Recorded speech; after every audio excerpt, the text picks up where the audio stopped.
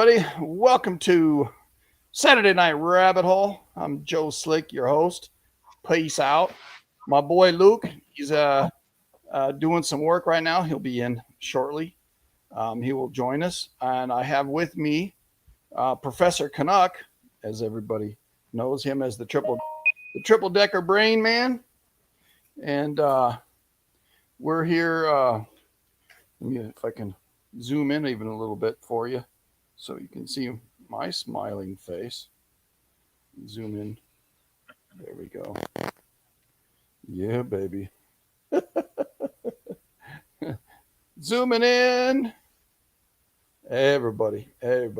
Anyway, so um, tonight we're going to talk a little bit about Eastern Tennessee quake. We'll talk a little bit about electromagnetic lineaments and what does that mean, and new technology that's um, leading edge to decipher why these earthquakes are happening where they're happening, not just because old boundary lines and stuff like that, and the implications of these boundary lines, lineaments, and the historical record revealing certain trends. So that's what we're going to talk about tonight. So sit back, grab your favorite beverage. I'm drinking near beer, and it's all good. And as I pop a top, so Canuck, what did you think about that earthquake this morning? Well, it's in the eastern Tennessee seismic zone, so it's not unheard of because they've had fours there in the past. Yeah, I understand the Going way 5.1 back. is the largest. Yeah, in the Yeah. Eastern Tennessee seismic. I don't recall the year of the Tennessee seismic. Do you? Yeah. I have all the list of all the recent ones Okay, from cool. 1900 up to now. So Cool. You're going to you have to want me do to that. put that in already? No, you can put it in chat there, but you're going to discuss it, and I'm just going to let you run with it. I'm not going to share screen or anything. It's too complicated to get things going where we're at now, and Yeah. and trying to uh, get everybody on camera. Like I said, Luke is oh, it's Timmy. What the hell's up with? Oh, no sound. Hold on a second. Can I do this from here? Oh my gosh. Hold on, Timmy. Yeah. Yeah.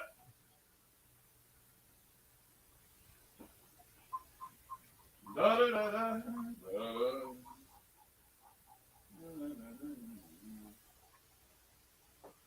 Alrighty then. Let's see how that works. Say hello to Canuck. Hello, everybody. A little bit louder than us. Oh, did it crash again? No, you're okay. Oh, We're still good. we're still good. Yeah. I Yep. just I just had to set the sound. I had to reload Twitch again, so Twitch is being twitchy, my friend. yeah. Twitch is being twitchy. I got the goggles on because of the lights. I'm freaking tired as hell. Oh, don't spill your beer, son. All right. That'd be a party foul. There's a little bit of delay on chat, but even on from the video that I'm using, slightly delayed. Um, there's a flyer in here, dude. Something's flying around in here. Flew in here. There it is again. So if I start swatting at something, it's gonna salute everybody. But anyway, interesting quake today. I spent a lot of time this morning before I had to. We got the delivery of some block wall brick, so we're doing a little project uh, in the back, making a stage. Dude, I'm No. going big, man. It's gonna be a big stage out there, you know. It's gonna be my pulpit, I think, but we'll see. So you can do an outdoor stream, Yeah, actually. outdoor stream in the night, looking at the stars, bright, and you never know. You never know what's going to happen.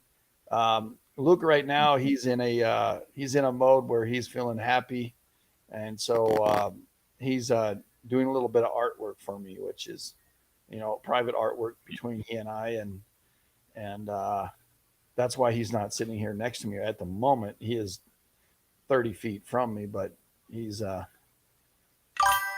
doing what he's doing. I'll get a picture of it when it's all done for y'all. But for those people who don't know, Luke is here in the studio with me at the moment, but he's been here, staying here. He's been here about a week now. Sunday will be a week, and tomorrow's Mother's Day. So all those mothers out there, if you're a mother, happy Mom's Day. And Yeah. I won't tell you what my middle name is, but I've been told. It sounds like Mutter, and it sounds like Chucker. You know, that's my middle name. So, been called it many times. But anyway, um, so your Timmy's. What is Timmy crying about now? God bless America.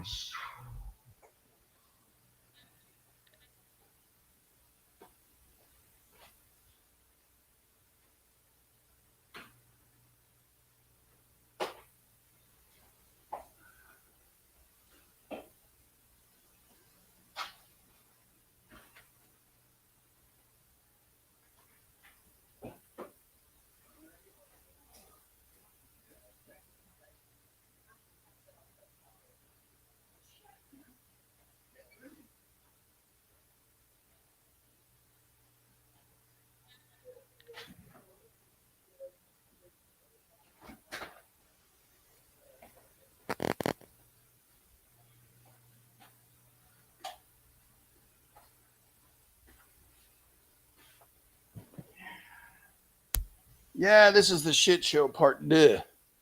Or is that tra? I don't know what it is. But It's like the test run for everything. yeah, I mean, Every time. we're working on so many different things to expand how we do things here at JSL and Joe Slick Studios. That is. Oh boy, turn it up. Sound is low. I'm maxed out. Turn it up.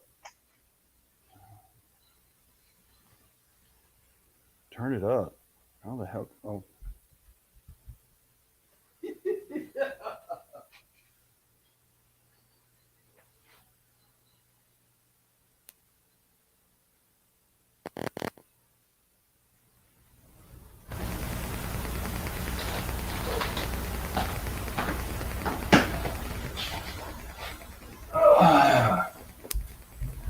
all right, there you go.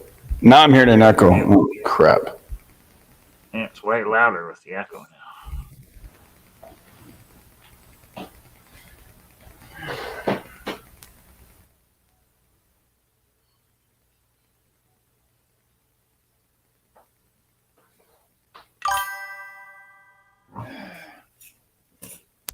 Working at it now. How's that? Yeah, that's good. Yeah, are we good, Timmy, or no? And you seem to be the one that needs attention tonight. Think he's bun. Sounds good to me, but that doesn't mean it sounds good to them. Right, I agree. I'm just waiting for him to say he can hear. He does look a little low, but I can't have the echo going on. No, Hmm. echo bad. Right. Oh. What did Flutter say? I can't read chat. No, Flutter says she can hear, but it's still quiet. So I don't know. All right. Wait, that's okay. We're working on it. Let me see. What? I'm maxed out. Maxed out on my phone. Can you say something there, Canuck? Say hello. Hello, can everybody hear me? Am I louder or quieter than Joe or the same?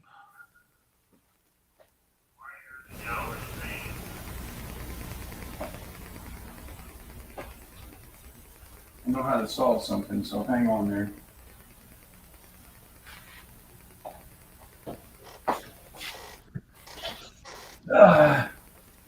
This is only my third time doing this. Let's see if that works.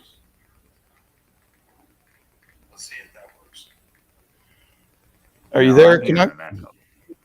Yeah. Is the echo still happening? It is. Is the echo still happening? Shit. I can hear it echoing.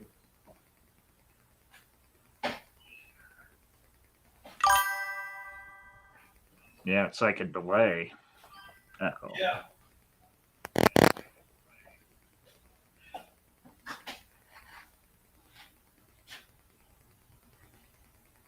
Canuck's louder than I am. I'm on full blast.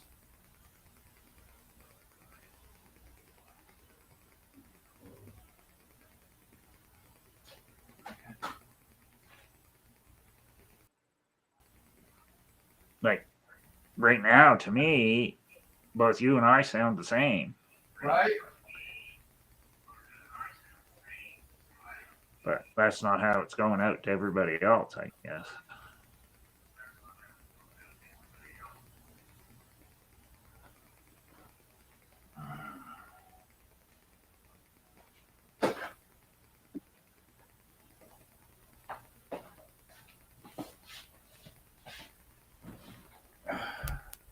We've been working all day today, so I don't know. Fuck.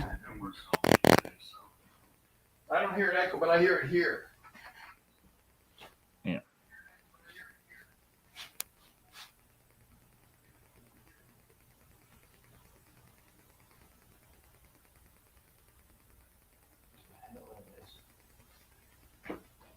Well, mine did another update since Wednesday, so I had to mess with the sound again today. Back to normal.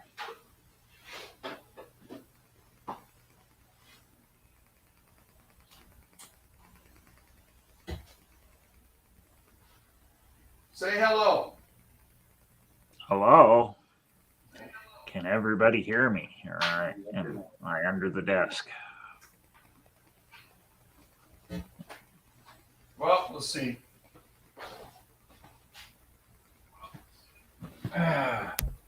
How's the echo now? I don't hear it now. So the echo's gone. All right, good.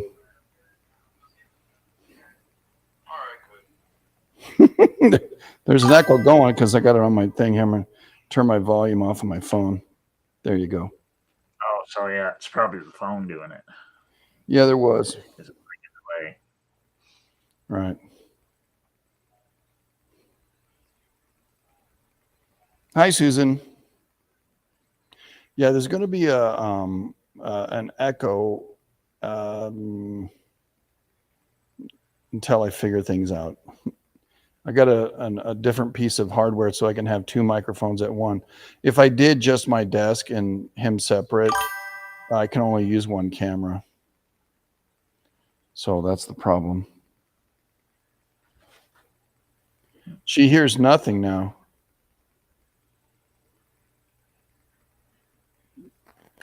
Are you there, Canuck? Can you hear it, Canuck? Can you guys hear me or not? Yeah. I got one here, bud. Strange. Are you good, Canuck? Yeah. Just go with it, man. Just go with it. Yeah, so I guess we're good. Everybody's saying it's good. Go with it. Yeah. All right. So tonight is about the 4.1 earthquake in eastern Tennessee seismic zone. We'll talk a little bit about the history, the lineaments that's out there, and the excuse me. There's an echo here. Bugs the shit out of me. But I won't be able to hear you if I don't have it on. Yeah. Um, Must be because there's a little delay. What it is. Yeah, there's a little bit of a delay. Oh, you know what? The two white buttons, click the white one off. Yeah, the one on the left. Yeah, maybe that does it. No, click that off.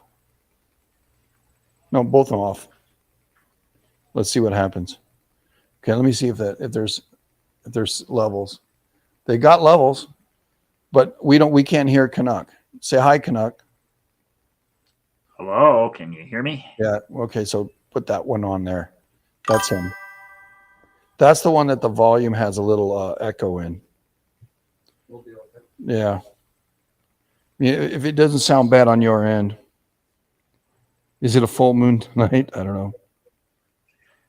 It's because I'm on the other side of the continent, I guess. Delay. I don't think I can see it. Since I'm like 4 hours into the future. You're better now. Because I did that.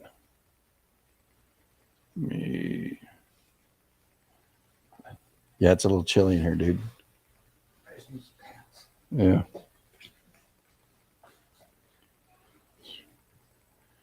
I tried to work the two cameras and it wouldn't work. This thing. Plumber's crack for the win? Yeah. Dude, what are you doing talking about crack? Well, it's all related to fall, so it still relates. That's what they got to do to all the faults to stop them from quaking. All right, then. Put some plumber's goop in there and it'll fix it all up. Oh, yeah. I'm working on it. Can you hear Luke when he talks? Yep. Good. Okay. Yeah, I hear him. Yeah, you got to be on it. There you go. You got to be on it. I think we're pretty good right now, right? I still think you need a coffee table, though. Coffee table, that's in the works.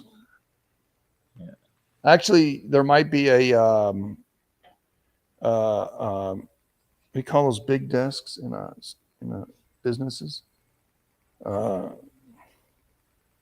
a presentation desk, big desk that we sit at with oh yeah, like a standing desk or whatever. Yeah, well, I have a standing desk over there, but another one that we'll get here and we'll be sitting and be able to getting the camera set right in the right place and getting the sound, because the sound setup now is different than when it's just OBS, because there's other equipment involved.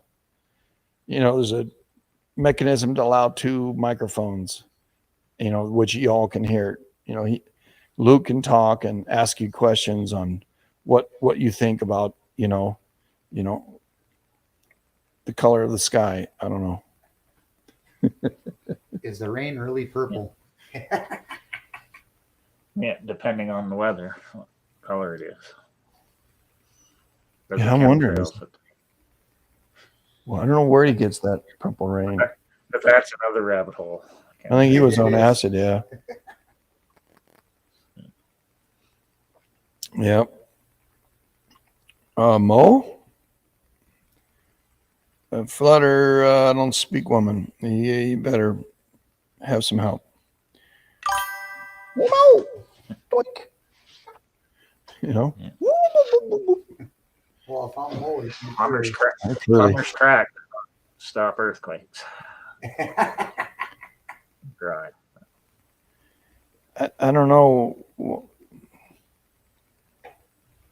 He didn't say it was dry. Was the crack dry? He didn't say anything about the crack being dry. Maybe his is not. I don't know. Whatever. Well, it can be dry or wet. It can be dry or wet depending on how high the humidity I is. don't want to know. La la la la la la. No, no. That's Timmy's issue. He's the one with the man bun. I'm sitting here next to a buddy of mine, and we drink near beer. And oh my God, he's laughing. Yeah, we explained the nuclear deal good enough last night, I think. Yeah. We're going to have the last night's shit show.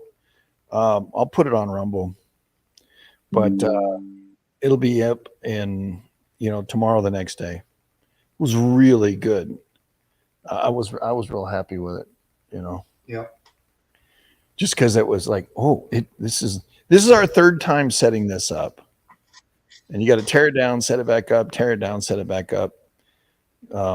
Pretty soon it won't be, because I'm going to build a hoop-de-doo to hold that camera.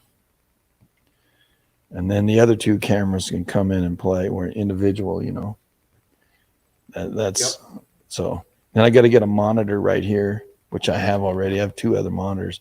So you'll be able to see chat on a monitor, or the monitor right here, right, so we can watch it, Yeah. I thought the last rabbit hole was pretty good.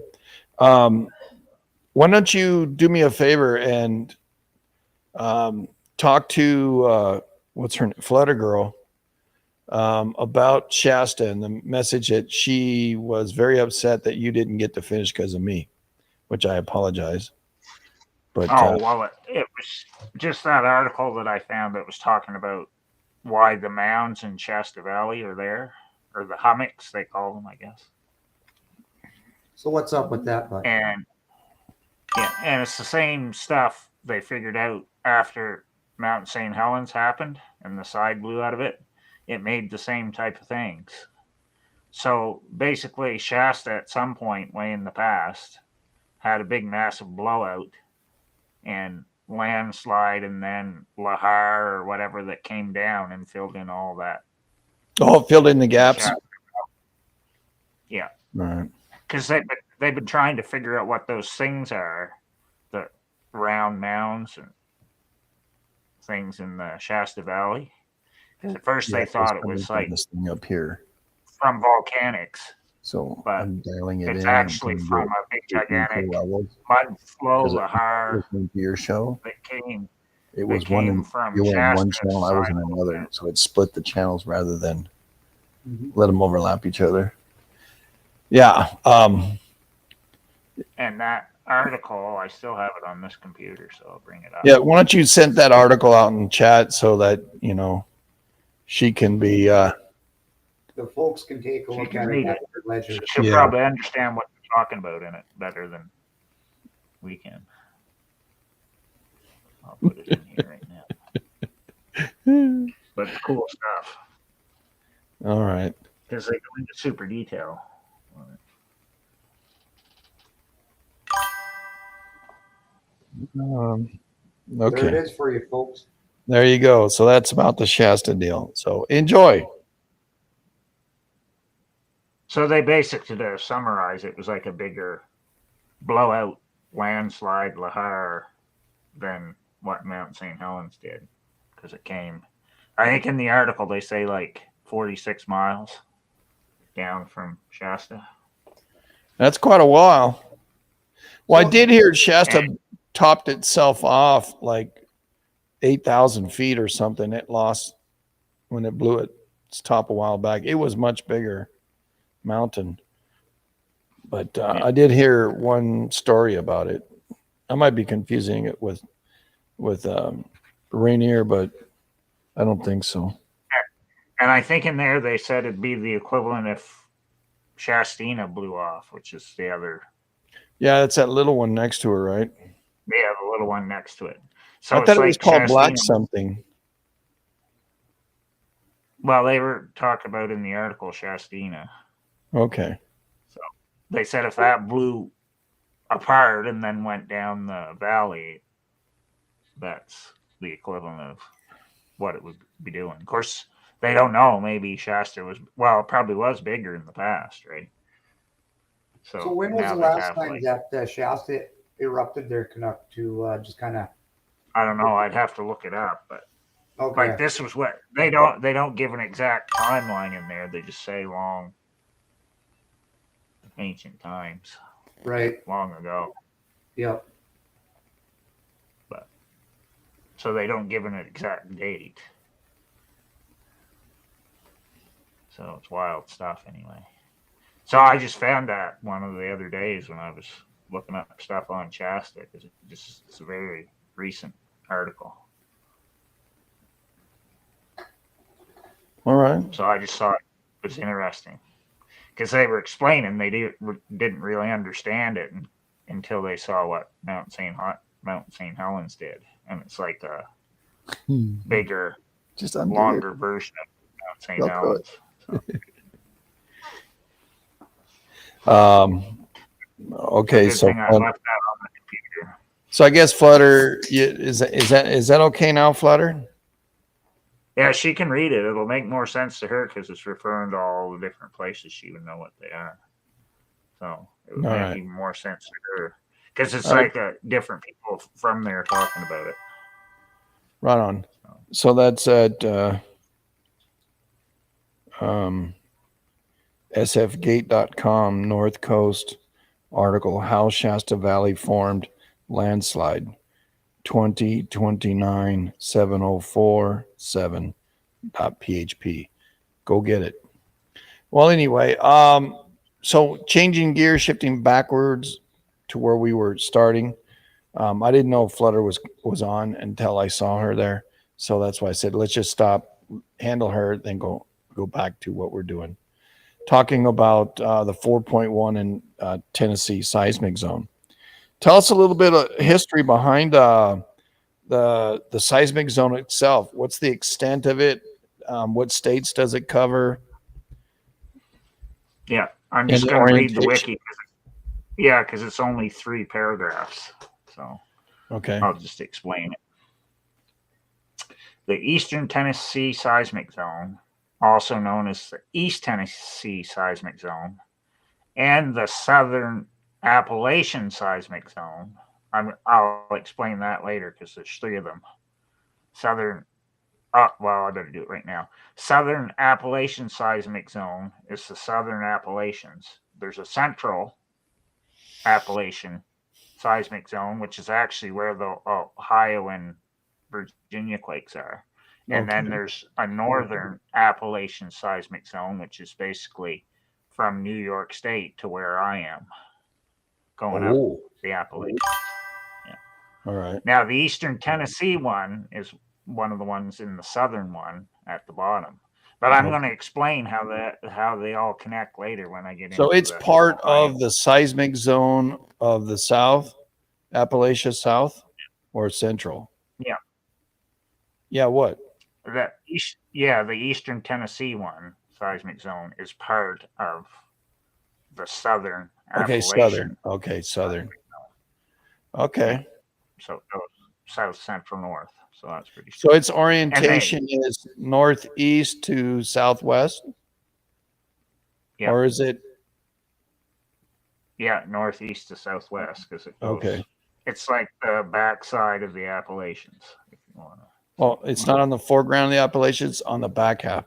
No, well, that's a different because you get into other ones the farther you come away from the Appalachians. But I'm just going to try and stick with the Appalachians. Yeah, stay with the Appalachians, bud.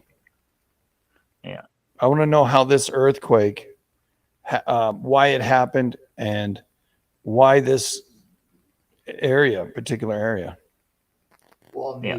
So I'm going to finish reading the rest of this because it's only 2 more paragraphs. Right. Yeah. The Eastern Tennessee Seismic Zone is one of the most active earthquake zones in the eastern United States. Wow. Yeah. So most people don't realize that, but it is. Most earthquakes in the ETSC are small and are detected only with instruments. A few damaging earthquakes have occurred in the ETSC. The largest historic earthquake measured 5.1 magnitude, occurring on April 29th, 2003, near Fort Payne, Alabama. So see, Alabama's all part of this too, right? Because like they give the name, but it actually is more than what you think it is. All right. And August 9th, 2020, near Sparta, North Carolina. We remember that one because it was in 2020, the 5.1. And Yep. most recently occurring on May 10th, 2025, which is today, so they've already added into the wiki, near Greenback, Tennessee. Is that, excuse me, 4.1 magnitude. excuse me, Canuck. Yeah. Is that Sparta one the one that spawned us to go looking even all the way to Africa for this Yeah. gold mines and stuff? That was Yeah, the Sparta and all one, the- right? Yeah, and all the stuff that goes across to, Yeah. because this was back when, just before all the crazy stuff started happening in Iceland too. Remember, Right. back in 2021. Mhm. So it all ties into all that stuff too. But I'll explain that later. Earthquakes large enough to be felt in this region occur approximately once per year. So in the ETSC, Love that sound. the United States Geological Survey estimates that earthquakes as large as magnitude 7.5 are possible in the ETSC. So that's in all like the newer studies. 7.5? Yeah, because they're super long. Have Like we had these sections, if some of you- them are like 300 or 400 kilometers I long. think the strongest earthquake on the east coast of the United States is what, 5.6? That was a 5.9 in Virginia. Was that? I think so. I don't even That know. was in 2011, yeah. But it's more in the central Appalachians thing. And it's actually, when I talk about the Virginia quake that just happened the other day, it's actually on that same fault line, which they call the Central Virginia seismic zone, So which is the same place the 2011 quake was. yeah, finish up your reading and we'll go from there. Yeah, okay. Even though Oak Ridge, Tennessee experiences these earthquakes, the nuclear reactors in the city are rated to handle 8.0 magnitude earthquakes. So if a 7.5 magnitude earthquake were to occur, a meltdown would be highly unlikely. Events of magnitude 5 and 6 are estimated to occur once every 200 to 300 years, it says. That's pretty interesting. Spilled my beer. Yeah. And now they say at the end of this, the last paragraph, the source of seismic activity in the ETSC is not known. The ETSC is located far from the edge of the North American plate and represents a mid-continent or interplate earthquake zone. The known faults in the ETSC are generally ancient. No known active faults reach the surface. Research published in 2010 indicates a correlation between the East Tennessee seismic zone and the New York, Alabama lineament, which you put that information in. New. Yep. The other I day. read that article. Yeah, and suggests that earthquakes in the seismic zone originate at depth in metasedimentary gneiss. So, like they're And it's down there below. electromagnetic. Yeah. You better keep the hat on. Yeah. So the gonna the send New him a York, picture. Alabama lineament is basically the whole thing we're talking about. I'm just breaking it down into the various seismic zones and Right. faults, all that. So Off when you talk topic. to- Off topic. Your birthday's in early in the year, or is it late in the year? early in the year, January That's what I thought. 28th. All right, it's too late now. I'm gonna send you a dang Angels hat. You throw that other thing away. When you Well, they're read, doing your good head's now. totally down. They won like 3 in a row. I know they beat the Angels. Yeah. So I got a question for you there, Well, Canuck. the Angels beat them 2 out of 3, but Uh, they won the last. This fault that where we had this earthquake today, do you think it was triggered like from the Caribbean plate pushing up, or was it the New Madrid plate pushing against it, or is there something that you kind of see a pattern that you kind of not necessarily say you know, but you see the pattern and you're like, we might have a quake in this area now?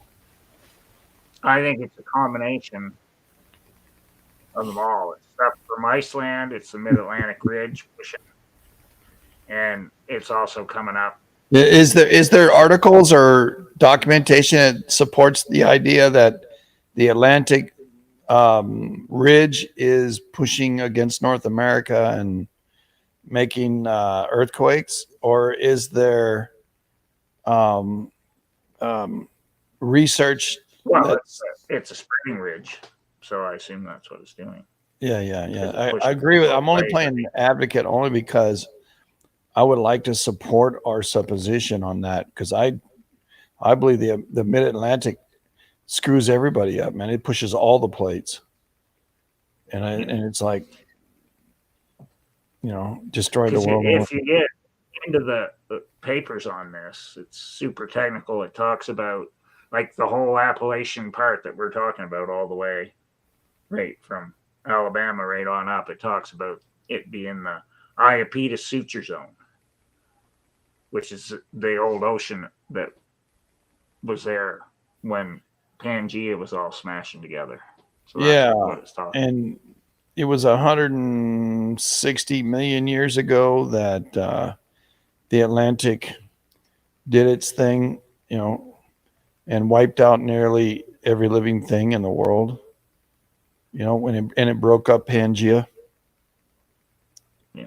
So this would be going back. The Iapetus suture zone is when it was all smashing together to make Pangea. Yeah. So it's like way back there. Yeah. 350 or whatever. When the super volcanoes were going off next to me, is when it was all smashing together. Right. So they say the super volcano that by me went off 350 million years ago. Million or billion? Million. So when all that stuff was smashing together to form Pangea. Yeah, Pangea was the creation of Pangea. Yeah, it wasn't created very long. They say it only lasted a couple 100 million years, and then it broke up. Yeah, so the Iapetus Ocean, which wasn't very wide, would be like a way thinner version of the Atlantic, because once it started spreading apart again, Pangea made the Atlantic Ocean. These dudes who are making up all these other land masses, they ain't no different but a cult. It's like, how the hell and do they you make know the look of they make up all the islands and they give them like a name. Well, it's subduction, right? What happens in subduction? Is it like a conveyor belt? One end's connected to the other. So if it goes down this side, it comes back up the other side? Or does it just die? Well, right? So these things, think about how much. It's ancient terrain boundaries. And sure. When the stuff smashed together, you get a big mountain range. So but how do they know, this idea that 350, 450 billion or million years, whatever it is, there was another continent? Because this, it's all based upon how they date the rocks, right? Like it all could have happened in 2 days. We just weren't here to see it. Well, it could have moved fast rather than slow right now. Obviously, no proof either. Really. All these numbers are based upon whatever formula they're using to age the rocks. Right. And that That's what all formula could these be numbers 10% off too by chance, couldn't it? Sure. Yeah. Well, You know, or it could have done if you don't belong in could their have done it club, right fast. you know, I don't know, right? I think these guys are race. I mean, they're clubbists because they don't let everybody in their club making up these rules and how they interpret things. You know, Like probably how it came together and smashed together and made the mountains is probably correct. There's just the debate is as if well, however they're dating the what if zircons or whatever method what they're if using you to got date it. subduction and a subduction goes down, and when that goes down to the ground, it picks up other stuff, right? And it rolls back and under and comes back to the surface. So if they think one thing went down over there and now it's coming up over here, and they say, oh, they belong together, so we make a piece of land to make this one and that one touch. It's like, no. Yeah. We don't know if that was a bulldozer that brought that piece up 400 million years. My God. I mean, A big dozer. Well, these guys are doing the fantastic. same I used to thing draw maps when I that was it a kid. did on the West Coast just longer ago. Yeah, I made up worlds, all kinds of worlds. And these guys are doing nothing more than what I did. I graduated. Yeah. But anyway, so that's the eastern. They just haven't Tennessee graduated. side. They making up maps. They're like, what was before Pangea and the P ocean? Oh, they say that they say there was like 7 or 8 or 9 continents now. I can't keep up. It's going to Pangea is good enough. I always start with Pangea. Let everything else disappear. The interesting thing, with Pangea, we had the Siberian traps blow up, killed almost all life, and then 120 million years later, the Atlantic Ocean, the crack, it blew itself up and killed 99% of all life, including the oceans. And if you follow that line down there, you have the southern anomaly, southern Atlantic anomaly. It sits right there. I don't know where they think the volcanoes that came out of the mid-Atlantic is located. Do you? I haven't seen a map tell me where the 160 million years ago, after the Siberian traps blew up. There was probably volcanoes all over the place, but they've all been eroded since then, right? Yeah, and it's this history that I'm looking at to find out why the Atlantic Ocean does what it does, the crack, right? The mid-Atlantic ridge, why it's doing what it's doing, and the effects that it has, not just only on North America, but on South America, the Cocos Plate, the Caribbean Plate, because I see a lot being pushed and the chicken legs flying up this way, and the Galapagos are, that thing erupted for quite some time, and now we have POAS right there in the middle of Costa Rica. It's erupting. Got Popo up in Mexico, but you have Guatemala has a couple of volcanoes that are going off, and then you got La Soufri 3 years ago. So the Caribbean, if you followed around, there was a nice earthquake just the other day in the middle of the Caribbean. And I was saying, hey, watch out, North America, because I think it's pushing north. And I called Arkansas, but it came out in where the hell that thing? Oh, Tennessee. So I was saying Arkansas on that end of the Madrid, but it happened on the other end. But it still happened coming out of the south. And so that's why I asked you your question. Do you have any? Yeah. Well, I think on the East Coast there's multiple volcanoes too. It's just we can't identify them all. We can identify where the calderas are now. Well, the point I'd like to make is not so much the there's a lot Thank you, of sister. undiscovered faults out there that just haven't thrown a big earthquake so we can discover that. What if it's a new fault? It's the same thing, right? I don't think it's new. it's there, and it was making big ones before. It's just now it's But not as Man, active. I don't know. You put everything in a blender, and I got to challenge that. But to I be don't like know that. the devil's advocate here, Huh. I could have a big fault underneath the city that runs all the way from the North Pole all the way down to Dallas, Texas. Let's Right. say Right.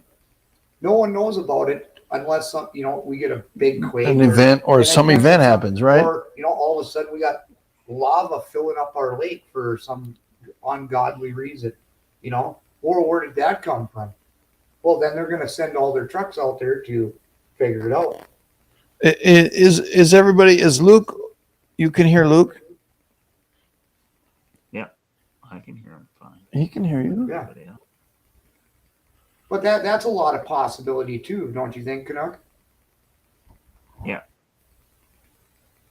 I just don't think the ones on the East Coast are as active as the ones on the West Coast right now.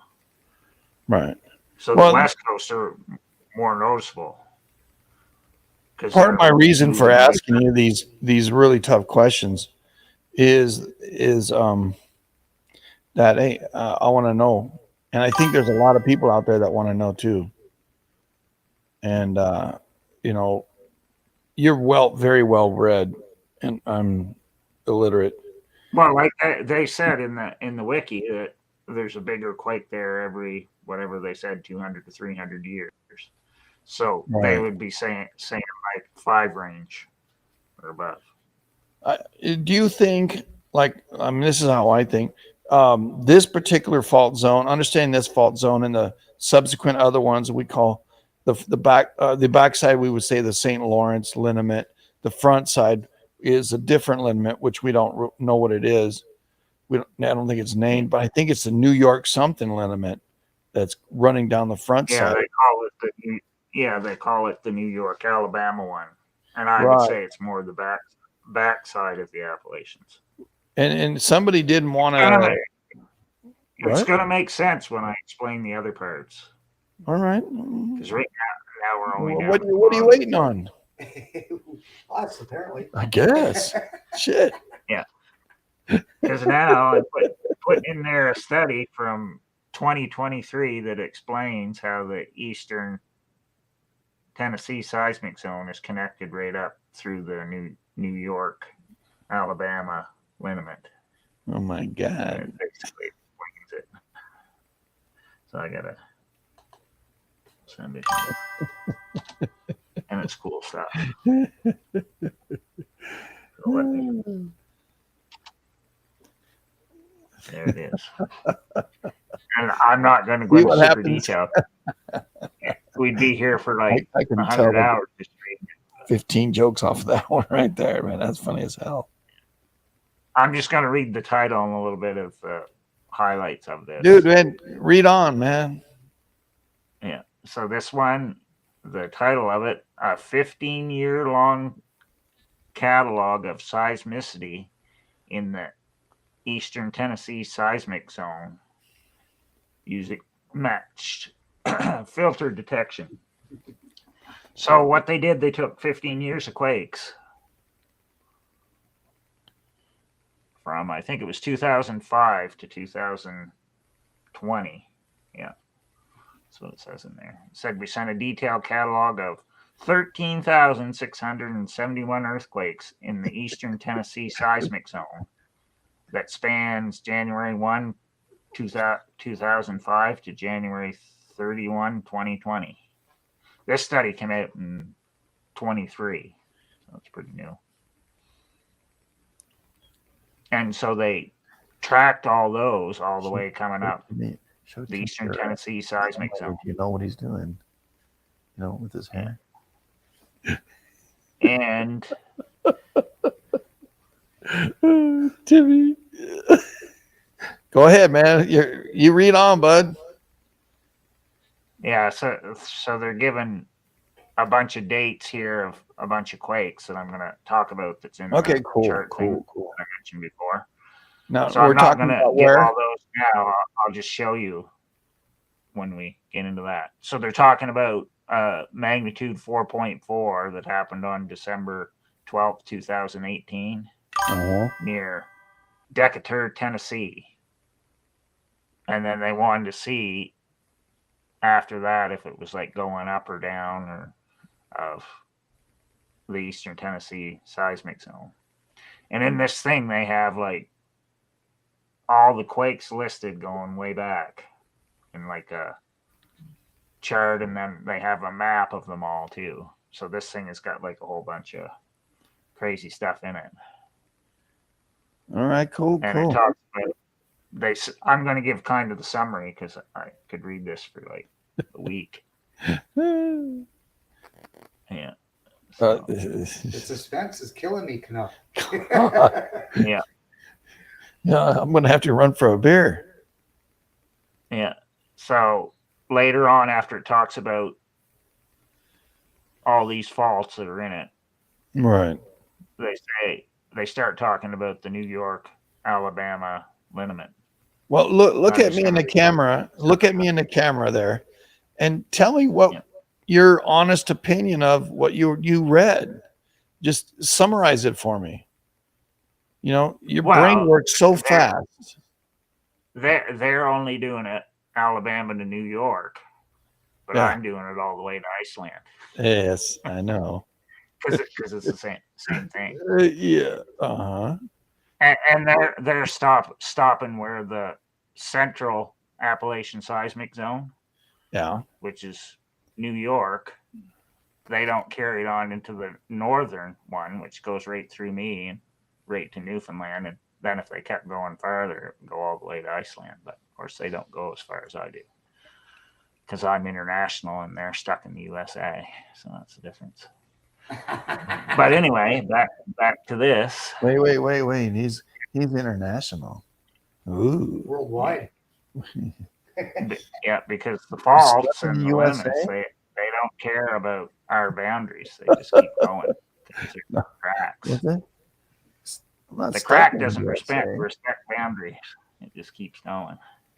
Well, I'm sorry, man. Trudeau had to go. My president said, "Get the fuck out," Yeah. and Trudeau was gone. Well, the faults and lineaments, they don't respect any governments. They just do it. No, they do not. No, they do not. Breakthrough. They don't care. Nope. They don't care. They just keep going. Water So, doesn't mean anything to them. in your after reading the article, which I know you read because you're you. What was the biggest thing you learned from it? What stood out the most? That really is like an aha moment, or was it just stuff you already knew? I'm just going to read I'm going to read the part about the New York, Alabama stuff. Okay, cool. So I'm just going to read it. It's like one paragraph. Right. I'm not going to do the whole study, just the most important part that they talk about. Yeah. 3 sentences to say the same thing, dude. Just do it. Yeah. However, the question remains as to the locations and extent of these faults, because they're talking about all these different faults. Several models to explain the source of seismicity in this region have been proposed. About 80 to 90% of Tennessee, North Carolina earthquake epicenters lie between deeply situated linear structures or boundaries that have been detected due to their magnetic field. The most notable such feature is the New York, Alabama magnetic lineament. See, this is what they're calling them since 2023. Look like an Egyptian. Yeah, which is not seismogenic itself and is defined by the gradient in magnetic anomalies and associated with the Booger gravity lows. That's all the new stuff they're talking about. That's the article I read. Yeah, I read the article you're reading right now. I just wanted to hear what you had to say about that part. So that's the part that stood out to you, right? When all of a sudden they started talking about the electromagnetic lineament, and then it changes everything. Yeah, and there's 2 more sentences here I want to read because it applies to what we're talking about. Why'd you stop? Yeah, seismicity appears to be spatially correlated with this magnetic and gravity lineament, which spans 1,300 kilometers from New York to Alabama. This feature likely represents a major crustal boundary in the Grenville orogeny, or a buried right lateral strike slip fault attributed to the Grenville orogeny. The majority of eastern Tennessee seismic zone seismicity occurs near a portion of the New York, Alabama lineament, especially to the east of it. Did you hear that? So it's pretty Ding. so it's wild. I'm not going to go into more detail on this, but because they have a whole bunch of other crazy stuff in here. Because they're explaining like how they did the quakes and then matched it up with the liniment and all that stuff. Yeah. And they have all these crazy charts and maps showing like all the quakes going up that line. So either going up or down, it's like northeast to southwest. So they show all these different. So, in your opinion, what supported your conclusion that you, or your supposition you have, about all the way to Iceland, and it goes beyond, New York, and so. Well, when I've traced historical quakes, like to figure out where the 5.8 that we had here in New Brunswick in '82, that's what I found. It started out and came right down, and I've seen it do that numerous times before. Like when I look up any historical quake on the East Coast, I can always go backwards from wherever it is. It doesn't matter, Virginia, Alabama, wherever. I can always trace it back that something in Iceland happens, usually a big eruption. Which technically Iceland has been erupting now since 2021, really. It has breaks, but it's been going the whole time. So it's pretty interesting stuff, but that's an aside. But I think it all comes right down from Iceland, but then you have to figure in the mid-Atlantic ridge is acting up too, not only in Iceland, but all the way down, like through the Azores, coming all the way down into the central mid-Atlantic too, as well. So I think all this stuff is combining to cause stuff to move on the East Coast. And based upon what it did in the 1600s that we know about, I think there's going to be lots of big quakes on the East Coast before Cascadia happens or southern San Andreas goes 8. Are you thinking like 5 and 6s maybe? No, it'll be 6s and 7s based upon what it did in the 1600s that we know about. 1638, there was 6.5 in New Hampshire that's on the same fault line that comes right up by me if you connected them all together.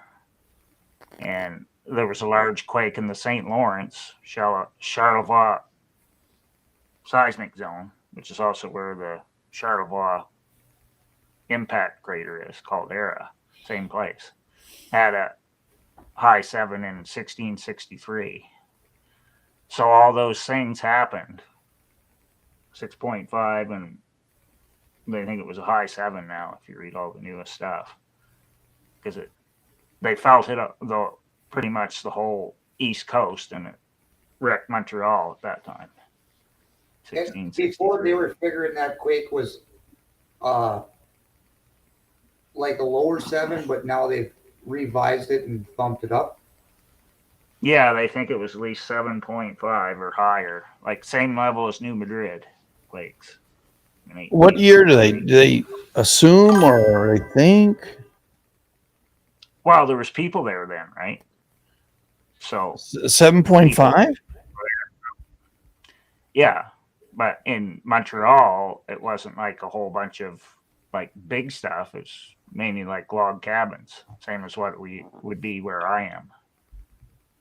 So, Right. or teepees with the Indians. Right. So stuff would fall down, but it wouldn't make as much damage. Like if we had a 7.5 Charlevoix seismic zone now, it would basically destroy everything, including like where I am. Because Charlevoix seismic zone is really not that far from me. So if that happened now, if you got a 7.5 or above there, it would be bad for the whole East Coast. Because the Pilgrims I didn't hear felt a year though. I didn't hear a year. I'm sorry. 1663 that was. Oh, 1663. Charlevoix Okay. one. But the 1638 one, the Pilgrims were already here for that. So that was the first quake that they felt. And it was actually in New Hampshire, 6.5. So that was the first major quake that Pilgrims felt after they came. How many years between the two? But the New Hampshire one was 1638 in the summer, June. And I think that the one in 1663, so that would be I'm like 30 dyslexic, years man. later. I can't do it. Yeah, 30 years later Okay. was in Montreal. Well, they And called then it the that's Montreal. 63. Then how do you cover from 63 all the way to 18, 10, 11, and 10, 12? So Yeah, well, I think it's a cycle where how it works. yeah, I'm sure. So- I'm just trying to say that there's something in the New middle that Madrid- has to happen. Yeah, New Madrid also went off December 25th, 1699 near Memphis. So that was 1 month before Cascadia, 1700. So yeah, you're right. You told me about that one. Yeah. They figured So that see, out. this what would was be 35 years after 1663. So see, Correct. it's still even- So how strong was it? well, it was strong enough, they said, because there's missionaries going through there at the time, and they got knocked off their feet. They were in the Memphis area, but of It's course in it the wasn't 7 Memphis range. then; it was the woods. Yeah, 6 I haven't gotten knocked off my feet, but 7 definitely. Your legs collapse. It turn. You stand still, so Yeah. like whoa. Because when they describe it, because it was like Christmas Day, December 25th, 1699. When you look up the history of Tennessee quakes, that's the farthest back that they know about, that people were there to actually record it on a date and time. Like I imagine there was quakes before, but of course the native peoples weren't writing a date down. So But they were making you don't hieroglyphs. have accurate information. But they were making hieroglyphs, man. Yeah. They were higher. They're writing it on the side of their teepee. Big picture. Yeah, but you'd have to date the hieroglyphs to find out when. Exactly. But yeah, like there's all sorts of stories about all this stuff. Like we were talking about the Shasta thing earlier. When that article, they talk about the Native American stories about what happened when Shasta blew up in that, but they don't have an exact date. It's just going by stories and legends that they say. Oh man. Interesting stuff. Many, many moons ago, the earth turned angry and shook us all. And they may describe it in a different way, but that's what they're talking about. Same as with Cascadia in 1700 and a bunch of other things. I found the same thing when I was looking up Haida Gwaii, the history of Haida Gwaii. There's all sorts of stuff. The native peoples about. So when the Russians came, and then the Spanish, and then the English came and asked them about quakes, they said, "Oh, yeah, that's out here all the time." That's basically what they said. So it wasn't new to them because they'd been living there forever. Right. So, yeah. And then that people would ask, the European settlers or explorers would ask them, "Well, how come you don't live down here?" And they say, "Because it's too dangerous." And they go, Yep. "Why?" And that's what they would tell them. So they knew about it. Well, so let's bring it all back to today's earthquake, 4.1 along this seismic zone that we know that scientists or geologists or whoever that makes it, they divided it into several sections. You have a supposition that there is a line that goes further, and you said Iceland. Yeah. And this is your supposition. It's okay. I'm not saying no to it. How do we see today's earthquake in context then? Is it Yeah. an Atlantic anomaly, or is it a left thrusting, basically like a San Andreas? You know what I'm saying? So, Yeah, all those ones that go up the East Coast would be basically San Andreas's. right. Because if you read about the Ramapo Fault, which is the one that goes through the Hudson River Valley in New York and comes down and goes into Pennsylvania, this is all the same stuff. 4.1 Eastern Tennessee. Yeah.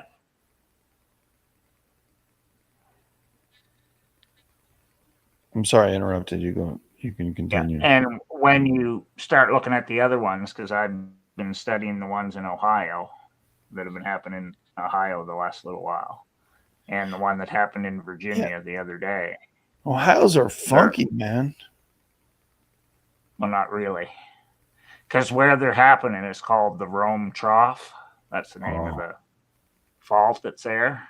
Huh? And the Rome Trough is part of the Central Appalachian seismic zone.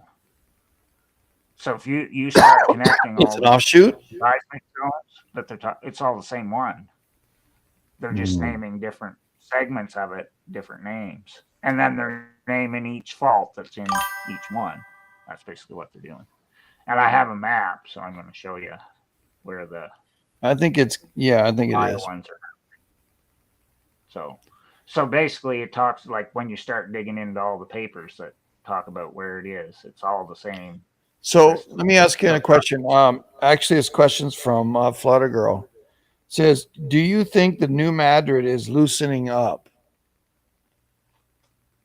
As in context with this. Well, it's building up. Yeah, it's building up, but it just takes it a bit longer before it goes off. So all this stuff that's happening now is still working on the New Madrid Fault. So eventually it's going to blow. Based upon all the stuff we know about, because they have unless it's already blowing its wad and it won't do it no more. Yeah, in the New Madrid, they know that it's gone off 4 times since 900. So it went off like 900, I think it's like 1450, then like in the 1600s, and then 1812 is the last time it went big. So it's like every 300 years, I think they say, based upon, they know it went off 900 AD. So just before Seattle Fault went off in 923. And there was a big 7+ in Oklahoma on Mears Fault around that same time, around 900.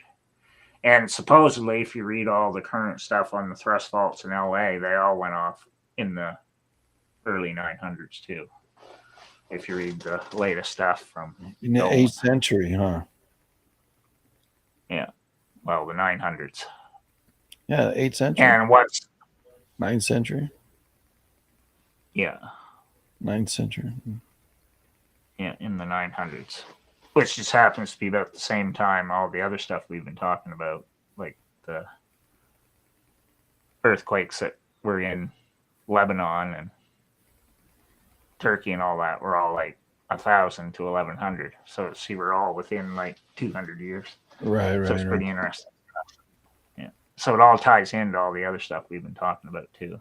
So there is a method to all this madness that we're doing, even though it seems like madness. Yeah. Well, tonight is Luke's been here almost a week. He would have been driving a week ago tonight, and um, uh, he's got a project he's working on. But uh, this is going to get a little different around here with this stuff, Yeah. and I'm sorry that it took so long to get it going, but it took 30 minutes into our time, you know. But do you have anything you want to add to today's earthquake, or do you want to talk about the liniment stuff? I'd rather just do, the liniment part going up, because if I get into the history on these other ones, we'll be here for way longer. Well, that's what I'm I trying have to all the ones. 8:30. I have all the ones from 1900 to now on the list for just in the eastern Tennessee seismic zone. Yeah, So you I'll have probably just you do have the that. data, but I'm asking you, what's the data telling you? Give me the short of it all. That you Well, believe. if I was getting super crazy on this, I have 5 quakes that I could look up each year. Because in this article that actually came out, Yahoo News today, they were picking the top 5 ones that have happened in the eastern Tennessee seismic zone. So I'm just going to give the dates. Go ahead. And it starts with highest magnitude and goes down. So the biggest one that they have that they know about since 1900, that was the biggest one in the eastern Tennessee seismic zone, it's November 30th, 1973 at Alcoa, was a magnitude 4.7. Then the next one they have is November 3rd, 1928 at Greenville, 4.5. Then the next one they have is December 12th, 2018 at Decatur, which is the one I mentioned earlier that was in that Decatur. study that I was talking about. Yeah, Decatur, 4.4. And then the next one is January 2nd, 1954, which was Middlesboro, Kentucky, 4.3. And then March 27th, 1987 at Vonore, I don't know how they say it, 4.2. And then they mentioned that there was a couple other ones that were 4.1 on March 28, 1913 and September 7, 1956 that were like the same size as the one we had today. So they gave like all the ones that they know about in the that were in the 4s. So it looks like it goes off. Well, in the last 100 years. Is there a connection from Newfoundland to Greenland in your supposition? No, it would come more down through Newfoundland, New Brunswick. More down that line. Greenland would line more up with like Jan Mayen, and if you go up far enough, Svalbard. Okay. Depending on which. I was wondering what's the extent of your expanded. Because I'm just talking about the Appalachian one right now. I'm not getting into the other ones. I was trying to see where that pressure is coming from. Is it coming from the north or the south on what you're talking about right now? Well, I think it's coming down. Yeah, I think it's coming down from Iceland, but we only know about the other mid-Atlantic ridge stuff since 1900.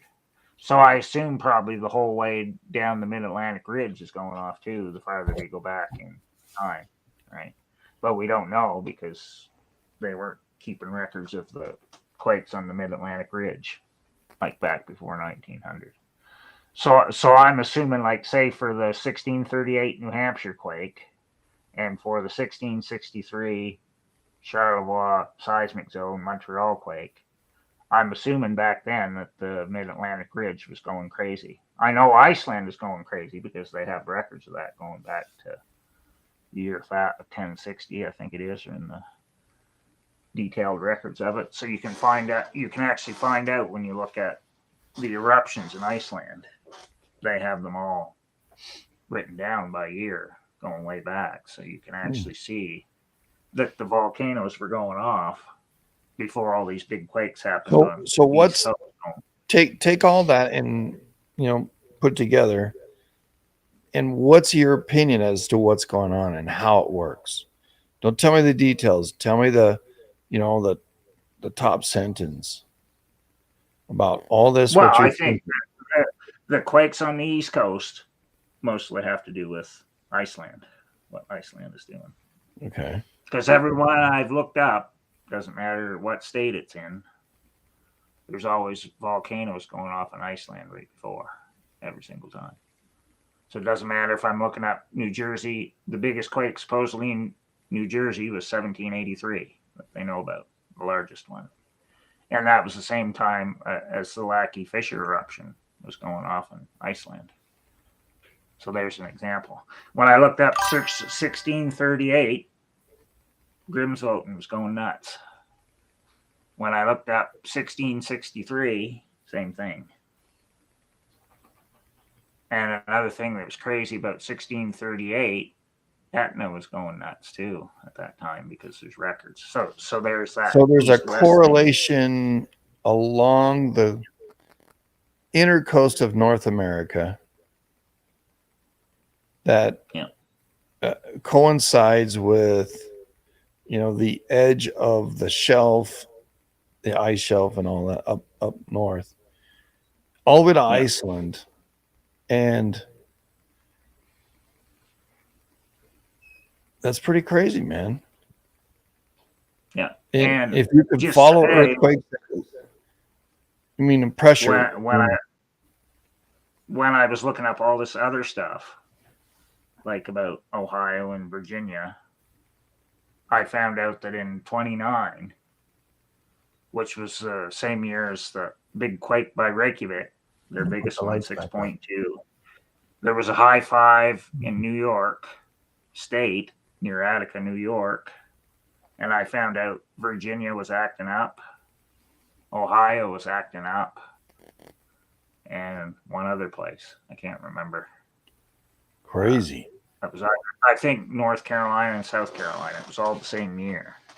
So I could see that all the stuff that was happening that year was like, it was the whole East Coast from top to bottom. And when I did the thing in 82 about the 5.8 here, I found out there was Hekla was erupting because it looks to me from what I've studied about Iceland, whenever Hekla erupts, there's a bigger quake near me. And for whatever reason, I don't know why. That's just what it does. I forgot this microphone picks up everything. But it like comes down, and like when I did 82, because our quake we had was 5.8 in 1982. 10 days later or so, New Hampshire had a 4 point something, and it just went right down the line. So I traced quakes down the whole Appalachians, and they ended up in Alabama that year. And they were different magnitudes. Like it was bigger. Well, that's proving where I was, but that's proving a supposition that I keep saying the word supposition, but it's weird to me. You're a theory you have that earthquakes travel down a line. Pressure, whether these earthquakes break, add more pressure and tension as it goes down the line, and it's repetitive, is what you're saying. It's like it's going in a circle, repeat, whether it be 300 or whether it be 200 or 100 years. The repetitive. And I also think the quakes prop up the lineaments too, which is why I'm sorry. One more time. In Kansas feeling it today. I also think the quakes prop up the lineaments as well. Prop up. Prop up or down. Well, if it's a big quake, it's going to go up and down the whole thing, right? Just like it does on a fall. I was like prop up. Like how's it lifting? That's what I was looking at it. So, like, I'll give an example. So, Charleston, 1886.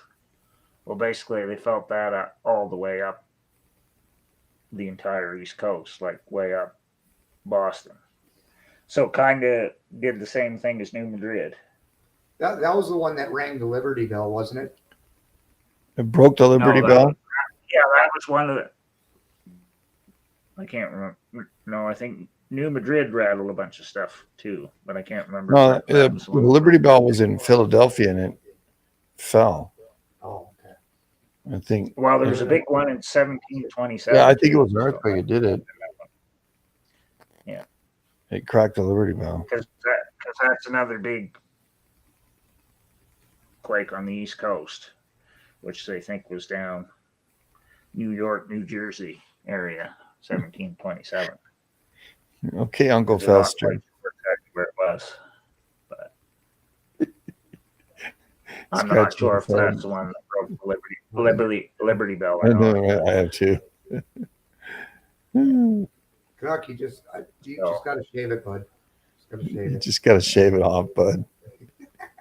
Yeah, well, I got to go and get it cut, but it's going to be like 80 degrees here by next week, so the middle of the week. Hey, Shave it, when I man. get back to North Dakota, come over for a visit, man. We'll give you a trim. But it's like freezing here right now. It's only like low 40s. Yeah. So Low 40s? One extreme.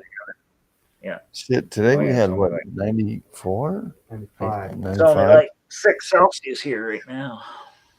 We had 95 degrees today. We were baked. Yeah. Fahrenheit. Pouring rain all day, pretty much. If it had been Celsius, we would have been dead. Sunny tomorrow. Oh, shit, right? Yeah. Well, that It's was gonna for the warm up people that go, oh, it's into the low 50s tomorrow, the and then like 80, but which is crazy. Like 25 Celsius. It's just like 80 degrees Fahrenheit. Yeah. Well, it rained 4 days before, right? Or 3 days, So right? grass will go crazy. So probably by next weekend I'll be mowing for sure. Oh. You know what? When I came down here, Canuck, I brought the rain with me. He's seen more rain brought in 2 days. He's seen over a year. At any one time, it's Straight the down truth. Colorado. That last storm, hey, it flooded the city down. I didn't tell you. The city got flooded. Really? It's got like Bullhead, Mojave, and they had a twister there. Real. Yeah. It's like we were just talking about it. Yeah, this weird weather, man. Colorado, it's all charged up. And it's coming. I think that's where you're getting your rain, because it went through here. What, 4 days ago? What?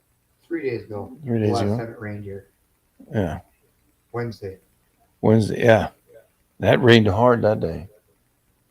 Well, right now the whole Appalachian line we're talking about is getting tons of rain. That's all lit up So with it's- storms, isn't it?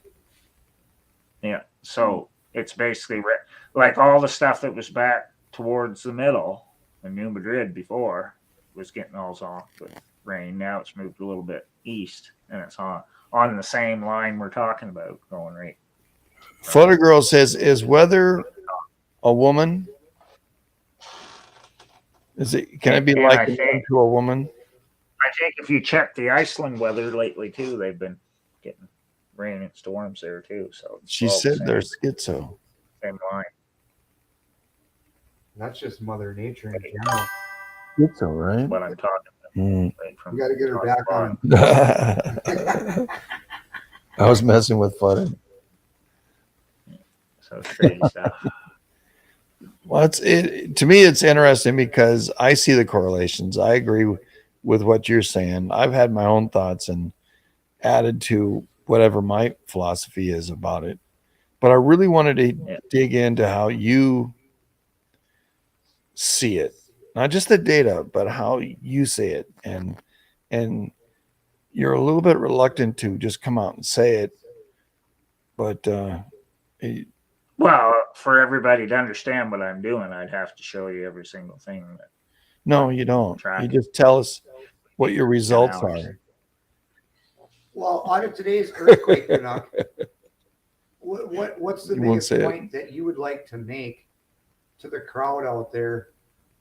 You know, back through history or your investigating of everything. What's the biggest point that you would Well, like to? well, the main point I want to make tonight is just coming down the Appalachians, but that's just one limit. What I'm talking about. So that's the northeast to southwest. Then there's a triangle, right?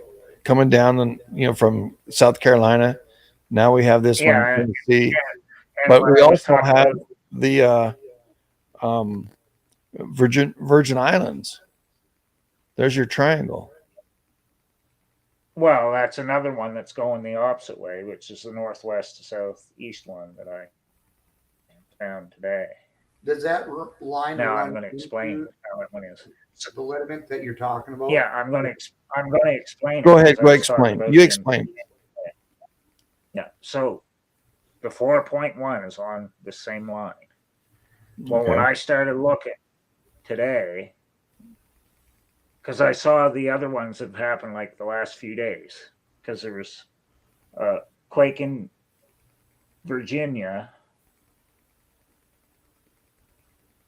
and the Ohio quakes have been happening, but they're like the next one up, the next liniment up, which I'm not going to go into detail with that now. I'm just going to do the one that's like directly tied to the 4.1. I started looking them all up because I have the USGS 2.5 and above 30-day thing on my Google Earth. So when I went in there, I could put the last 30 days on 2.5 and above. So I just started looking at them. Well, then I looked and I saw there was, on May 1st, there was I think it was like 2.6 in, or maybe it was 2.2 in Elgin, South Carolina. So I said, oh, well, that's interesting. That's on the same northwest southeast line. Then I started going. There was a little swarm too, a month ago? Yeah, because it's been going on there back since 2021. Because I found an actual study from like this year that said that whole place. Last week we had or a week before that we had a little swarm right there. Yeah, for like 3 years or whatever, it's been acting up there in that area. But I'm just doing like the last 30 days to prove my point. Well, I went even crazy because I went May 1st to May 10th. So I'm just talking about everything the last 10 days. Okay. So that Elgin quake, or Elgin, however they say it, in South Carolina happened just the last few days on May 1st. And I started going up that same line through the 4.1 that happened today. There's three quakes in Missouri that are all the same northwest southeast line that have all been since the first one was on May 1st, but there's been other ones like in between, like May 5th or 7th. Okay. So all in this 10-day period, they're all on the same northwest southeast line. So I kept going the other way and I got into Marion, Kansas, which is a little bit north of Wichita there. And there's been a big swarm there for probably 2 or 3 weeks or a month, multiple 2s near 3s. Well, Flutter's got a question. The question to you is, so liniments are different than fault lines, correct? I believe liniments make the fault lines. So the fault lines are usually orientated the same way as what the liniments are.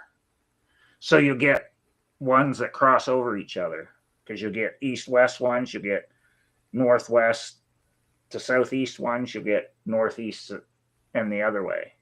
So it's the current of the earth, the electromagnetic current of the earth, the pulse, 4 hertz or whatever, and it's moving everything.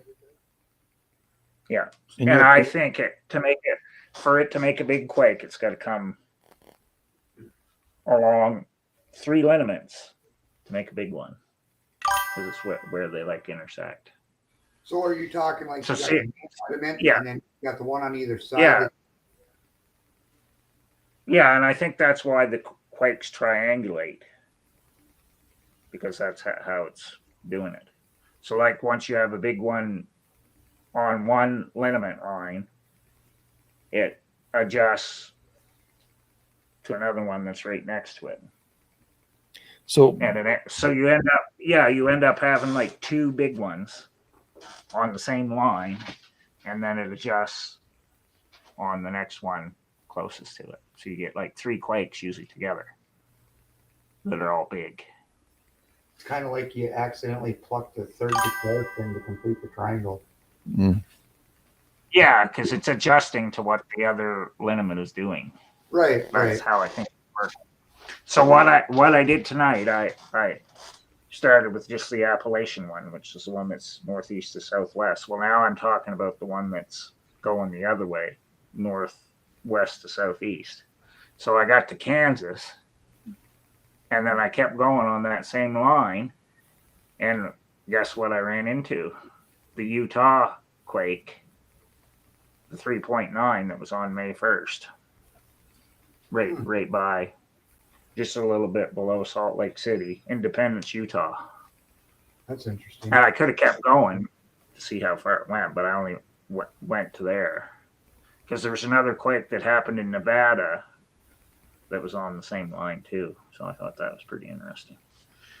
So I said, well, that looks like the northwest to southeast one that's activated. And when I ran it off the coast through South Carolina and off the coast, it went back to where our buoy was going off. We were talking about the other day. Okay, yeah. Yeah, but I never kept going with it up. I don't know if it would have went to where the Gulf of Alaska one was going on. It might. I don't know. Well, you were also working with like a 10-day graph that you were kind of working with. Yeah, because I broke it down because I wanted to see just what it was doing in May, right? Because like I knew that other stuff happened in April too, but I didn't want to take it too far. I wanted to see if that line was just active like the last 10 days. Right. Really. So I limited myself to, like, I know other stuff happened in April too, but I try and make it as simple as possible, and not like I could go back even farther, like I could do all the way back to the start of this year, because I've been studying all the other quakes now, so I know that where it's been happening, the swarms have been going on longer than just. Yeah. So my estimation of you then is you're talking about the process of synthesizing all these different things, all these different products to try to get them together. You're almost there, brother. Yeah. And then the next thing I did, I wanted to find the third component, which is he's talking about a east-west system one. he's got. Yeah, the east-west one. So what I did, I looked at the 4.1 today, and then I just started going west from there. And it lines up perfectly with the Oklahoma City one that was a day or two ago, a couple days ago, I think now, 3.0. And I kept going across, and it runs through the ones that just happened in Arizona the last week, the doozies. So that's and I kept going across. West then. And where the New Mexico quake swarm is the same line, east to west, going across. And then I kept going across, and it lines up with all the ones that have been by Garlock there that's been going off the last couple of weeks. Right. So it looks to me like that whole line across, right from Carolina going the whole way across, which is the one I call the Garlock liniment, is all active with 2 and 3s. So you have that one right there. What is pushing on the entire liniment? Well, I would say the east to west one, it's being pushed from the Mid-Atlantic Ridge. So all those quakes we've had. From where? What part of the Mid-Atlantic Ridge? From central going up to north. Okay. Yeah. So off Brazil. well, it'd be higher than Brazil, because it would be a little bit higher than Brazil, like whatever the name of that fracture zone is, Romanche fracture zone, I think it's called. Mhm. Yeah, so it'd be a little bit higher than that, but that's where it's all starting from. Now, if you traced the lineament that I just talked about, the one that's northwest to southeast, that's where it would run back through where the buoy was going off, and it would run back probably pretty close to where we had all those quakes at the fracture zone there. I think it's called Romanche or Romanche. It's a French name, fracture zone on the Mid-Atlantic Ridge. Because I think so. So the Mid-Atlantic Ridge is not only pushing it west, it's also pushing it northwest. Too, right? Yeah, and Iceland is the other one. So Iceland's pushing it northeast to southwest. So it's doing different things, and all this is responding to it along all these liniment lines. And see, then if you include the Drake Passage one, that's pushing it from the bottom, coming up Walker Lane for the west coast too, as well. Okay. I see the influence of the Mid-Atlantic on the U.S. Yep. I think it emanates out of the anomaly. Like I think for it to go big on the west coast, like a 7 or bigger, you have to have all that push coming from all those different ways, because it's all moving North America. Well, it's moving South America and Central America too, right? But and we're still missing a few key quakes before we have something big out in the west coast again. Yeah. So unless we get like a big quake, Caribbean, North American plate boundary, it may jump up quick, or we may get a big one in South America for like an 8+. Well, and then that's just going to keep coming up the line on the west coast. Over on that plate from the Caribbean plate here not too long ago, a few months back. Yeah. Well, I'd say with that, it's like coming across. So to me, Guatemala will probably be the next place to get a big one on the Caribbean, North America plate boundary. Right. And to me, that makes sense because the Drake Passage is pushed up onto the bottom. Where's it all emanate from in your mind? What's the point where everything emanates from there? Well, if you want to simplify it, it's coming from the poles, really. Because, see, the Mid-Atlantic Ridge and all the spreading ridges are basically north-south, right? So you have quakes up and down all those. And then Antarctic is pushing up. If you go by the GPS, is pushing up on the plates from the bottom. And if you talk about Iceland or Svalbard or Jan Mayen, or up there, they're pushing from the top down, right? I think the southern anomaly is a big deal. Southern Atlantic anomaly. I think that emanates all the way back to the core. Yeah, because I think that's what it's doing. It's moving slightly both in the South Pole and the North Pole. I think it's moving the Atlantic Ridge. Yeah, because your magnetic poles are moving a bit, like all the time. Get this, so follow through. So if you have the magnetic poles, if they're in such a struggle, what are these other magnetic lines? Are they connected to the North and South Pole in some way? Even though it's supposed to be weakening? I think they all relate to the core, because it's what the core is doing, right? Yeah. Because if you didn't have all this interaction, nothing would move. The core is moving on multi-level dimensions. Yep. That's what's going on. And we're seeing the evidence of it in the crack where we do are. That too. In the crust. But it just depends on the size of their cores and how charged they are. Just in the wind. Well, let me throw a sideball question at you there, Canuck. You're talking about the pole, and when the influence on the poles, the magnetic, like we're talking about, we could be coming into a magnetic pole flip here sometime in the future. Do bigger quakes happen when the magnetic power from the poles is less, or when they're really super strong in your mind? Well, I don't know. Because the sun. I think it's based does on the same- frequency. Yeah, the sun supposedly does the same thing. Slips does magnetic. I think it's poles. based on the frequency of the Earth myself. Well, okay. So I does- imagine all. There's a- I imagine all. Right, there's a harmonic, wave that goes around, and when it does it to the next level, what you were saying. Like I would think all the planets do it.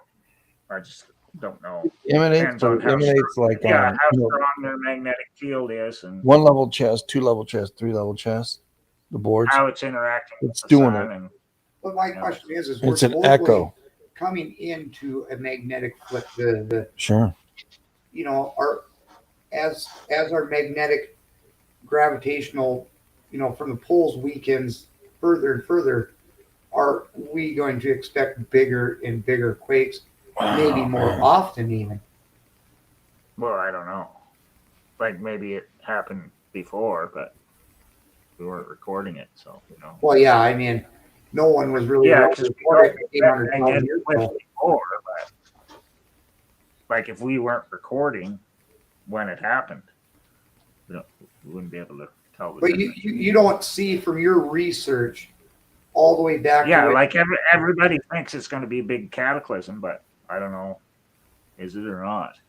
Well, Like it could be if it's too. if it's always done magnetic pole flips, well, maybe that's just what it does. It's not a catastrophe. It's just switching from north to south. And Well, we got to kind of follow the idea that the earthquakes today are following the magnetic lineaments. Are they that's increasing? what they call it now. It's 2020. Are they increasing now? I guess that's kind of a side So- point I'm kind of trying to get at too, is as the magnetic power. Well, are they increasing, or are we just getting better at identifying them? Or maybe it's going emphasized somewhere else, and then the poles flip. It. It's Yeah, just Well, a for kind of me, it like- doesn't matter because how the system is working is still working the same way. So you Right. still having lineaments. It doesn't matter if the poles flip or not. So There'll it's still be magnetic lineaments. yeah, it's still They emanate out of the redistributing. core. They go right through everything. Uh-huh. So these are magnetic. Now there are more molecules or whatever that is not magnetic, but they're parts in it, and those are the things that like we get gold veins and stuff like that. Right. Well, like I asked Canuck, that was just a sideball question for you now. Well, I think that the lineaments are what's moving everything on the planet.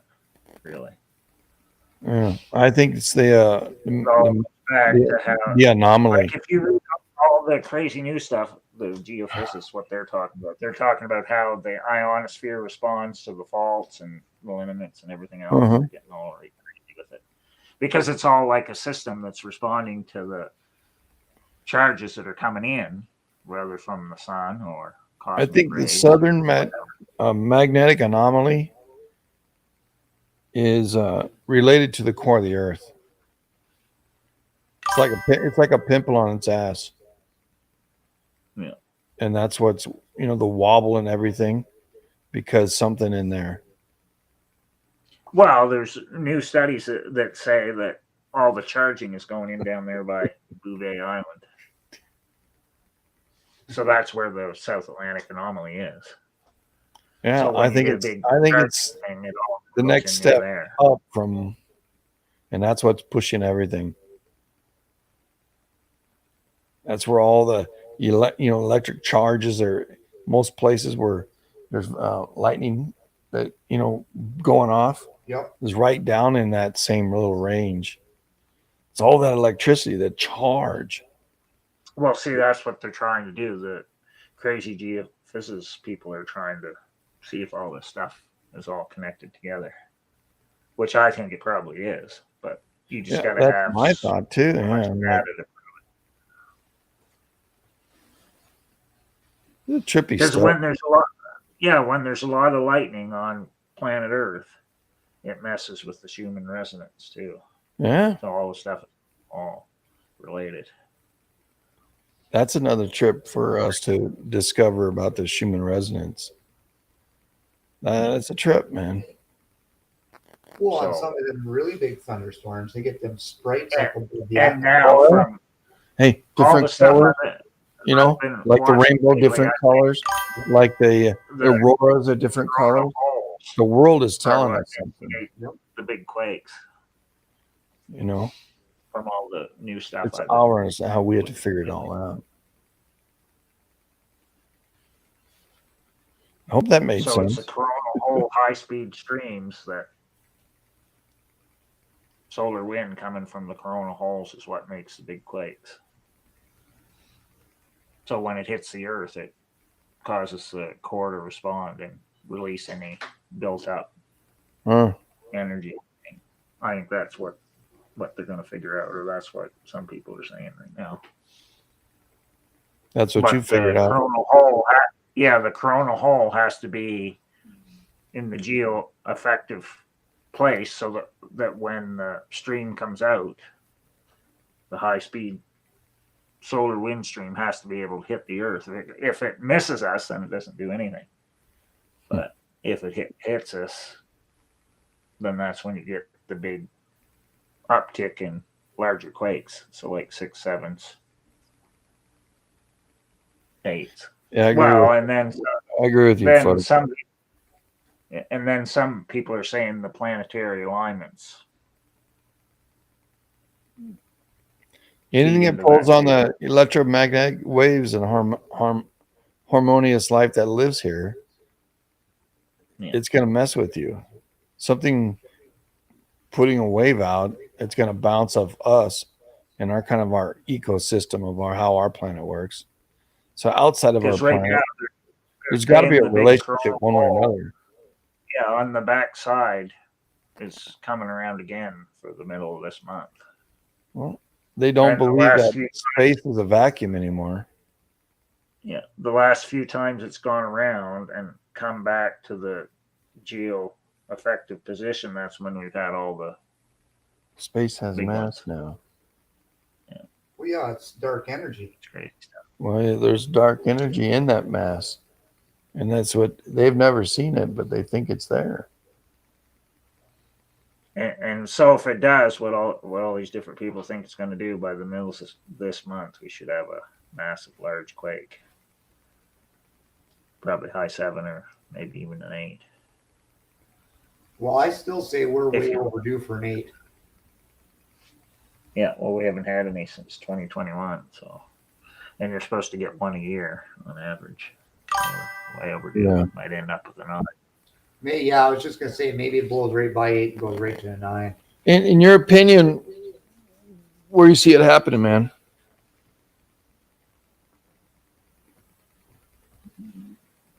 It's probably going to be South America or Japan, I would say right now, for like a really big one, so 8 plus.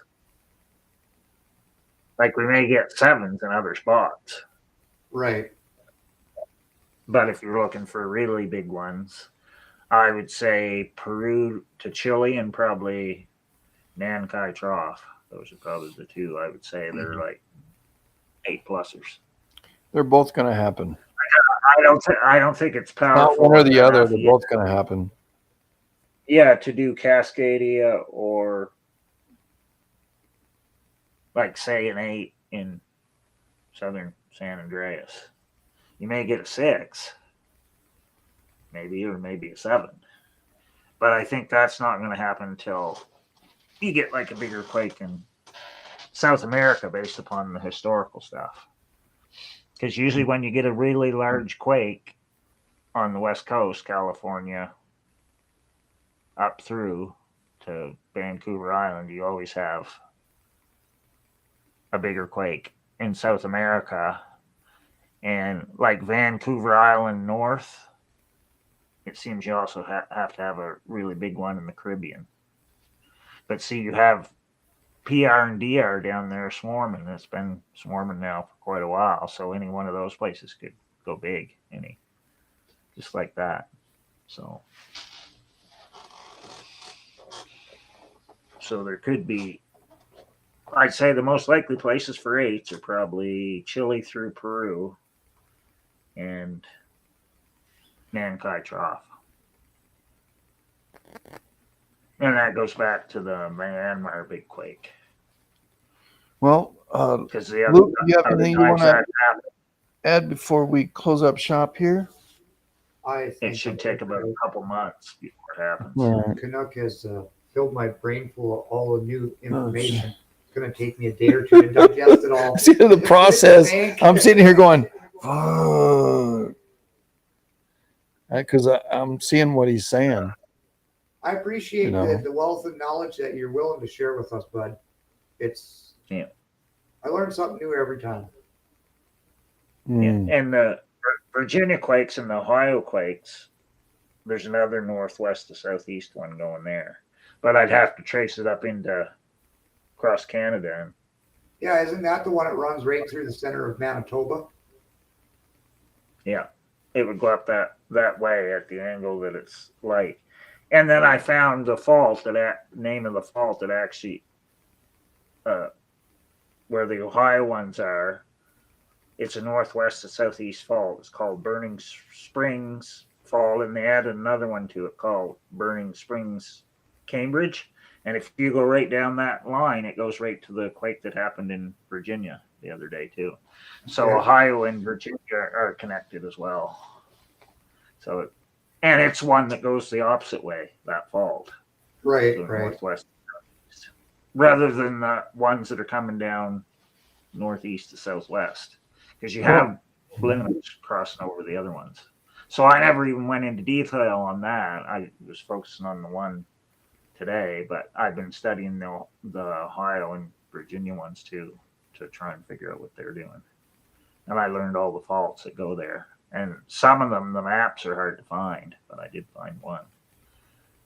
Because it's all basically new stuff. It's all like stuff that the oil people are doing, because they're finding that Burning Springs Cambridge fault is where all the shale and that has oil and gas in it is all along that line, going right from Ohio right down into West Virginia.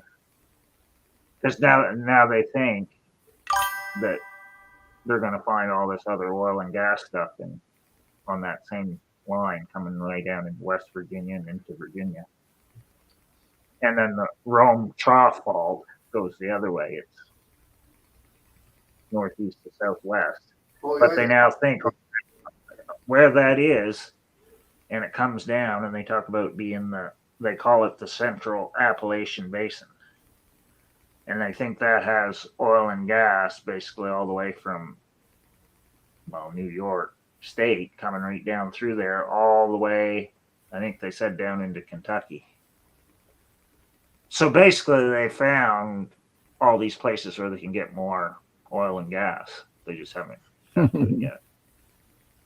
So, well, the funny thing I find is kind of funny is North Dakota up there in the western part, you basically draw a line from Minot going straight west into eastern Montana and kind of make a big circle around that. There's more oil there than there is in Alaska, and we have zero earthquakes, zero volcanic stuff. It's kind of mind-blowing to me that like everybody around us gets all if they've got oil and gas, that they're having these earthquakes, or something's going on there all the time. yeah. But us just kind Well, of I think there's oil and gas all along the transhudson orogeny. So if you went, because that comes right up through North Dakota, goes right through Saskatchewan all the way up to the Arctic, and if you come right down it, it comes right on down through. and goes right to Texas. And if you kept going, I bet on that whole same line, north to south, But I mean, for the most I that's bet you'd find oil and gas, the whole thing of it, even underwater, once it goes like off the continent. right. And this is what they're finding. They're finding them all over the place. Like the Arctic here in Canada is all full of stuff. They said there's a whole bunch of gold also in the Trans-Hudson orogeny too. It's just down far enough that we can't get to it quite yet. But once we get advanced enough, we're going to be able to go down and get it. We just need So it's bigger. down there far enough that we can't get to it right now, but we probably It's not. will It's not cost. We could get to it, but it's not cost effective at the moment. Yeah, and it's like if you follow all of the stuff they're talking about, they just found a whole bunch of lithium somewhere. I don't even know where that was. They said it was like 150 trillion I heard 350 trillion. or something like that. I don't know what. Crazy I numbers. can't Yeah. remember where it was. I saw the article. I want to say it. Well, anyway, I don't know.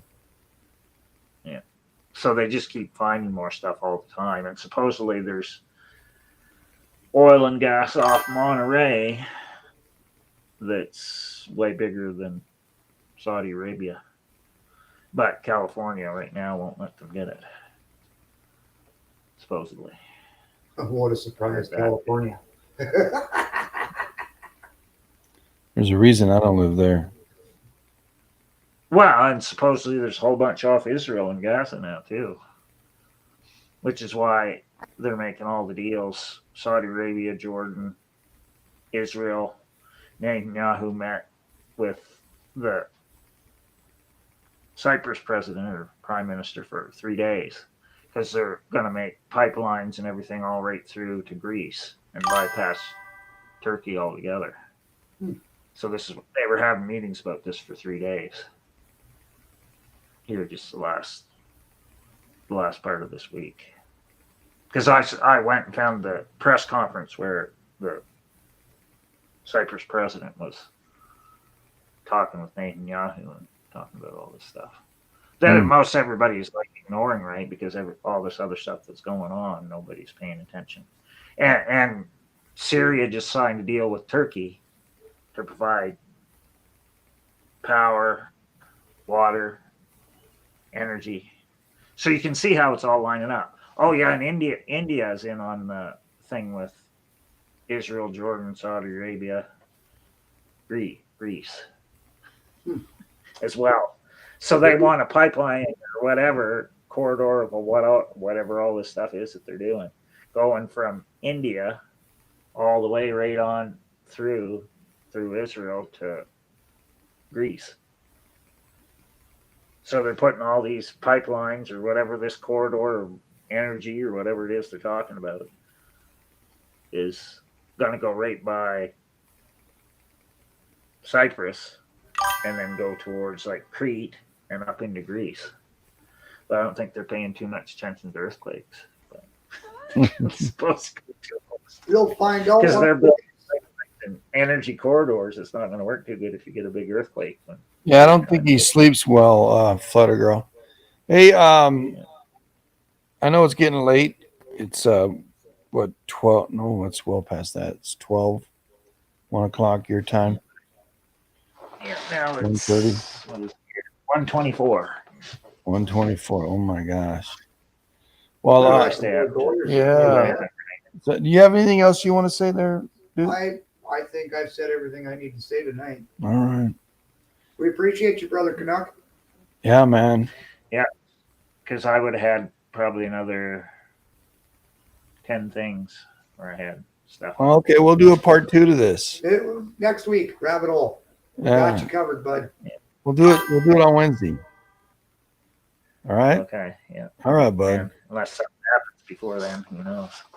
Since the ceasefire in India was all made up too, because they've been blowing each other all the crap for the last whatever. So I don't know what all these ceasefires are the biggest jokes I've ever seen yet. Everyone they've said now they start blowing each other up like 10 minutes after. So nobody's paying any attention to that. So I don't know what Is that why the frogman went out there? You know, overseas today? Oh, and the other thing they said now that Putin says he wants to negotiate with Zelensky, so they're going to have another Oh, please. ceasefire without the U.S. or without the French or just by themselves. Well, that'll go over like a lead balloon. So it's going to work. That'll fly like a fart in here, Tom. Yeah. So I don't know. All this ceasefire thing is the biggest bunch of baloney I've ever heard yet. It hasn't stopped one thing. There's been about 5 billion ceasefires and none of them work. I don't know. It's annoying me because then I go on there and everybody's saying, well, they're attacking us here and we're attacking them there. Well, the ceasefire didn't last 5 minutes. It's freaking stupid. So I don't know. They're going to go until they run out of weapons. That's how it's going to work. You might as well just use it to wipe your butt. So I don't know. Well, we appreciate you, brother Canuck. Thank you for your wealth of knowledge. It's a blessing to have you here and to be able to share this all with us. So let me ask you, but Joe. The Quakes aren't going to have a ceasefire either. I think I've said too much. No, because I really like the electromagnetic thing, man. It makes sense. Let's hit it on Wednesday then. Let's hit it hard. It's appreciate you. Well, I never went into the detail on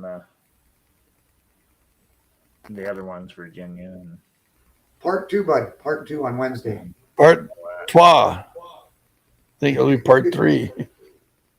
Tell me, hearing the echo is just tripping me out. But what's funny about all this stuff is they have, like, once you start reading it, they have 6 ways of saying the same thing. So you can have the people talking from 6 different things when they're actually talking about the same thing. They're just referring to it by another name.